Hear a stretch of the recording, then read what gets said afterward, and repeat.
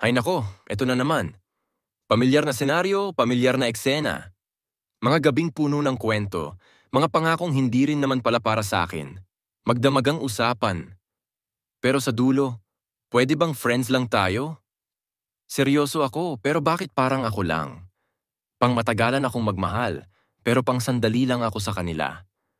Sa dami ng almost, wala pa ring the one. Sa dami ng tayo na, bakit lagi akong paalam na? At alam mo kung ano ang masakit? Ako ang laging leksyon, ako ang palaging natutunan, pero hindi kailanman pinili. Ako ang missing piece, pero hindi kailanman naging parte ng larawan nila. Pero tama na, oh no more, ayoko na magpakatanga. Ako ang bida sa sarili kong istorya, hindi na lang side character sa kwento ng iba. Ako ang kwento, hindi lang kabanata. Ako ang dapat piliin, hindi lang pampalipas oras. Dahil jowable ako. Pwedeng mahalin, pwedeng ipaglaban, pwedeng piliin, pwedeng ingatan. At kung hindi nila makita ang halaga ko, hindi na problema ko yun. Dahil hindi lang ako pang almost. Hindi lang ako pang paalam. Dahil alam ko na, jowable ako.